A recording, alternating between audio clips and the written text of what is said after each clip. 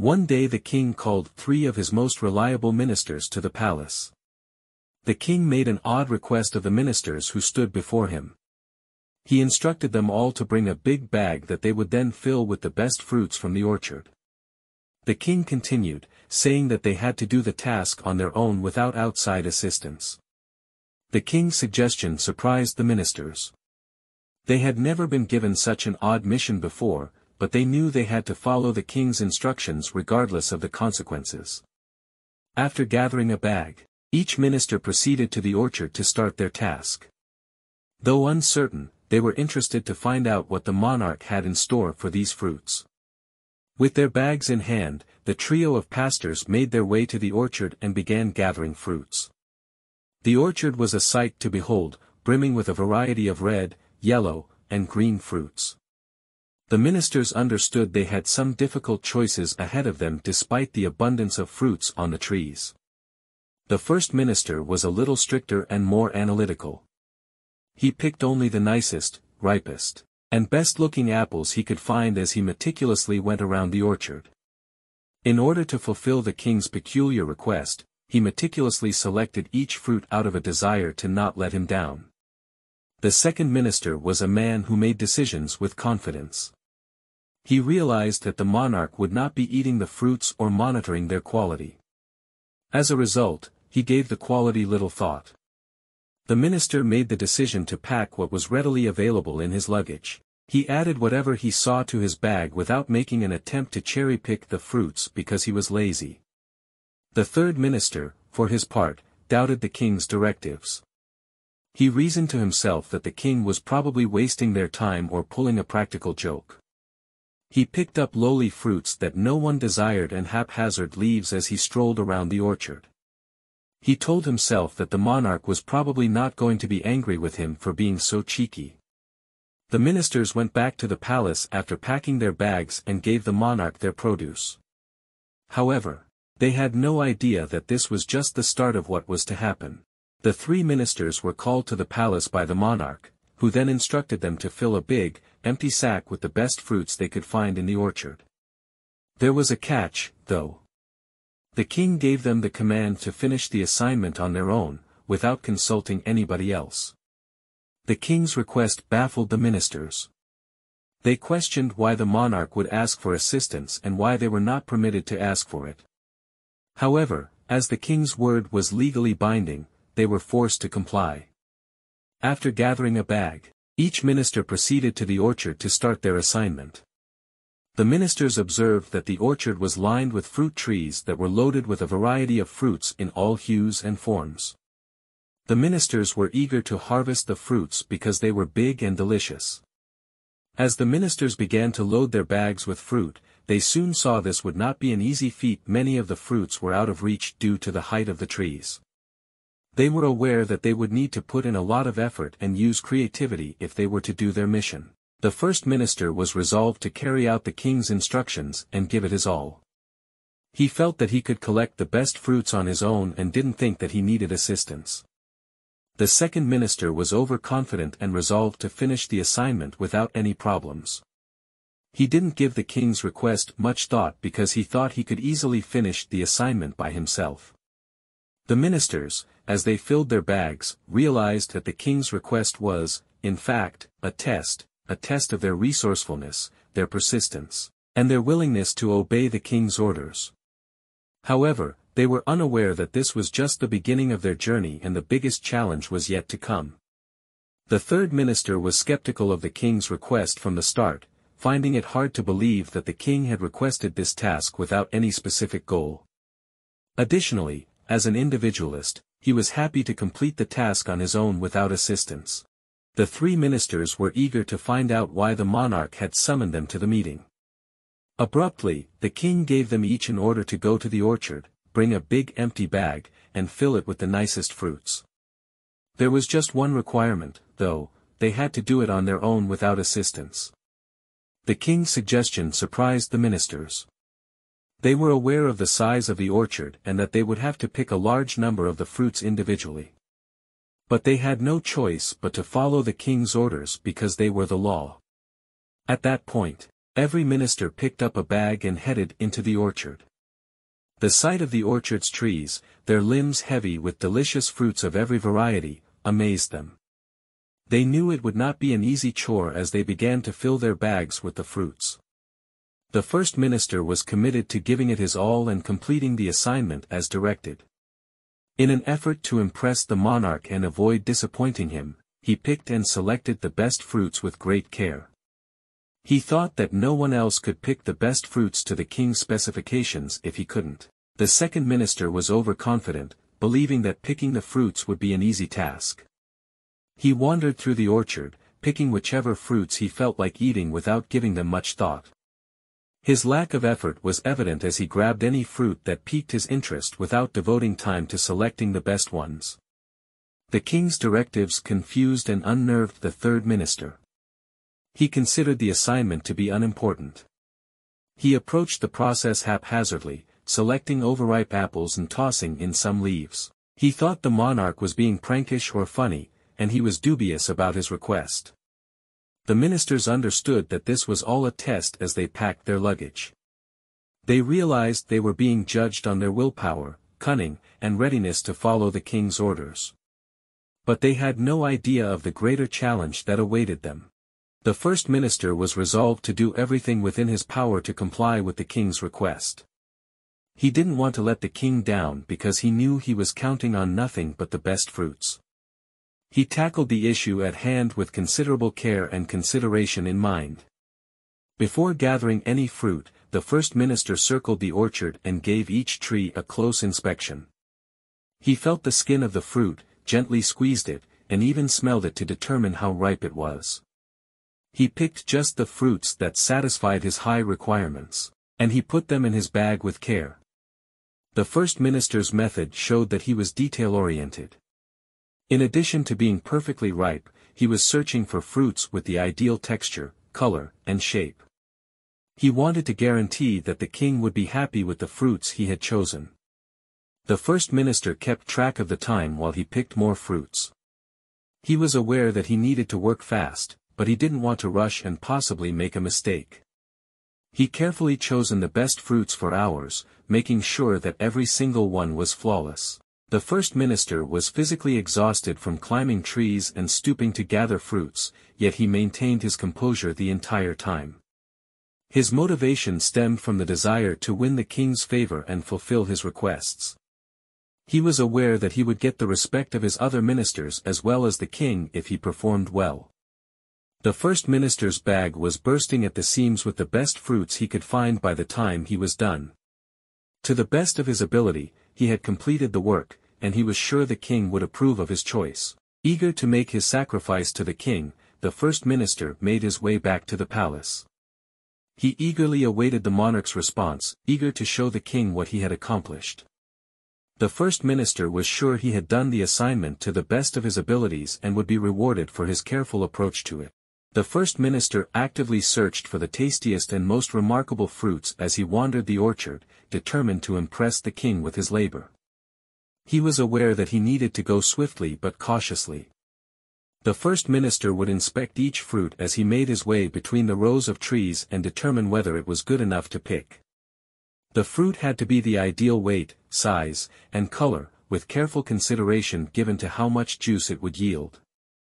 He was going to pack the best of the best and toss the rest in his suitcase. The first minister loved the shape, color, and texture of every fruit he plucked. Before placing all of the fruits into his bag, he took care to make sure none of them were damaged or bruised. The minister loaded his bag with the best and finest varieties of fruits he could locate after carefully inspecting every fruit. The first minister was unwavering in the face of physical exhaustion and agony from hours spent harvesting crops. He was aware that the monarch was incredibly picky and that creating the greatest fruit bag he could was the only way he could gain his favor. After he had completely filled the bag, the minister was pleased with his work. He had been meticulous and kept his attention on the task at hand. Reminding himself of the king's satisfaction, the minister returned right away to the palace, taking great care to carry the luggage. He glanced back again as he walked out of the orchard, wondering what he might have missed. Nevertheless, he acknowledged that he had fulfilled the king's order to the best of his ability. He hoped the king would recognize the work he had put in and the fine fruits he had packed in his bag. The second minister used an entirely different strategy as the first minister painstakingly picked the best fruits from the orchard. The second minister, in contrast to the first, didn't really give the quality of the fruits he was choosing much thought. Rather, quantity overshadowed quality in his concerns. The second minister didn't make the effort to choose the best fruits because he didn't think the king would eat them all himself. Rather, he believed that the king would give the fruits to the peasants, and his objective was to collect as many fruits as possible, regardless of their quality. Moving through the orchard, the second minister concentrated on quantity and speed. He grabbed as many grapes as he could without bothering to examine them for damage or ripeness. Color, form or texture didn't concern him because he believed the king didn't care about any of these characteristics. The second minister failed to consider that the monarch, who was renowned for his keen sense of quality and detail, would probably be critical of the fruits. The king may not be entirely satisfied with the second minister's strategy. Notwithstanding these possible repercussions, the second minister picked quickly. The second minister was almost done, but his bag was overflowing with fruits of every hue, form, and size. With the knowledge that he had fulfilled the king's demands in his own unique manner, he headed towards the palace. With a sense of pride, the second minister entered the king's apartments prepared to offer his bag of fruits. The monarch soon discovered that the fruits were of lower quality as he unzipped the bag to look inside. The second minister's approach disappointed the monarch, who was not at all happy with it. The monarch reprimanded the second minister for failing to grasp his intentions. It was inappropriate to give the unworthy fruits to the monarch or the villagers. The second minister, who hung his head in shame, learned his lesson and saw that, contrary to what he had previously believed, quality over quantity was more crucial. The second minister was not as serious about the task of gathering fruits as the first minister, who was very attentive in his work. He was actually completely careless and uninformed. Unlike his colleague, who picked out only the best fruits, he idly packed both rotten and good fruits in his bag. The second minister just grabbed anything he could at random, not bothering to choose the finest fruits. Whether the fruits were ripe or not didn't matter to him. His objective was to fill his bag as soon as possible in order to get back to the palace and finish his assignment as soon as feasible. If anyone came to look at the collection and saw that some of the fruits were rotten or underripe, the second minister would have known it. He didn't even bother to look for damage or pests on the fruits. Rather than realizing that he would have to pay for his misdeeds, he idly packed his bag with any fruit he could find. The second minister, pleased with his apparent work, brought his suitcase to the palace after idly filling it for hours. The king questioned the second minister about what had transpired after being astounded to see such a meek assortment of fruits. The second minister only said that he had finished the assignment as given. The second minister's lack of concern and commitment astounded the king. He anticipated that his ministers would be meticulous and intent on their duties. The second minister's work immediately demonstrated to the king that he had not taken his duties seriously. The second minister had been careless and overlooked his responsibility, which had led to a poor quality harvest of fruits. Not surprised, the monarch was not impressed by his second minister's demeanor and gave him a fitting penalty for his lack of effort. When the second minister realized what he had done, he was overcome with shame and felt bad for not giving it his all like the first minister did. From his error, he gained important insight into the fact that neglect and sloth were unacceptable in his line of work. The third minister showed little enthusiasm in the work at hand as he started to harvest apples from the orchard. He treated the king's request with disdain, believing that it would be a waste of his time and effort to comply. Some people thought this minister was reckless and uninformed about his duties. They perceived him as somebody who prioritized serving himself over the needs of the community. The king's request for gathering fruits piqued the third minister's curiosity, and he made sure everyone knew it. The third minister, in contrast to the other two, was uninterested in the assignment assigned to him and did not think it was worthwhile. He saw no reason for him to comply, and he was indifferent to the king's request. He thought that the monarch would be satisfied just having him in the palace. The third minister dragged his steps, stopping to talk to everybody who happened to pass him as he made his way slowly to the orchard. He didn't care about gathering any fruit, he was more interested in enjoying himself than in carrying out his duty. When the third minister arrived to the orchard, he strolled among the fruit trees, examining each one as he went, without caring if it was ripe or not. His goal was to complete the task assigned to him as soon as possible, selecting any fruit at random and without any planning. The king was not pleased with the third minister when he finally made it to the palace, as the other two ministers had already shown him their fruits. He thought the king and his lowly selection of fruits were unworthy of his efforts, so he gave the king the fruits he had grudgingly chosen. The monarch was dissatisfied with the third minister's cold-blooded attitude after looking over the fruits. The minister's indifferent response to the king's request infuriated him, and he gave him a stern reprimand that he would never forget. The third minister discovered the hard way that if the monarch assigns a work, it must be deemed significant enough to be completed carefully. He came to see that his disinterest in serving the king caused him to choose to serve his own goals over those of his monarch, even in defiance of the duties of his position. Like the first and second ministers, the third minister also had to harvest fruits from the orchard, but he approached the assignment in a different way. He was unmotivated to finish the task at hand, in contrast to his colleagues, and did not see its importance. Instead, he made the decision to finish the work faster by packing more grass and leaves in his bag than actual fruits. The third minister pretended to stroll towards the orchard at first, but shortly after leaving the palace, he became distracted by something else. In the end, he just wandered around and took in the beauty of the surroundings. As the day went on, the third minister came to the realization that, like his colleagues, he too had to bring fruits back to the palace. But he was unwilling to make the effort required to gather fruits in the right way. Keeping that in mind, he began gathering grass and leaves, filling his bag with each one. The minister packed his sack to the brim with leaves and grass, all total carelessness. He didn't even think to see if the leaves he had selected had insects or were rotting. He was smug, thinking no one would ever see that he had packed his sack with grass and leaves rather than the anticipated fruits. Unaware of his mistakes, the third minister proudly gave the king the bag when he returned.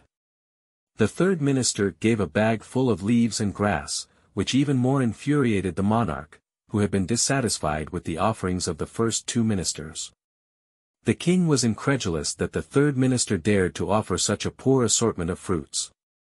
When the king asked the minister to justify his actions, the minister boldly stated that he felt the bag needed to be filled, so he went fruit picking. When there weren't enough fruits, he went on to gather colorful grass and leaves to make the bag look nice for the king. The third minister's approach enraged the monarch. He did not understand how a minister could be so callous to his responsibilities. He gave the minister a severe reprimand and made it clear that his carelessness was not acceptable. When the third minister saw the king's rage, he finally realized what he had done.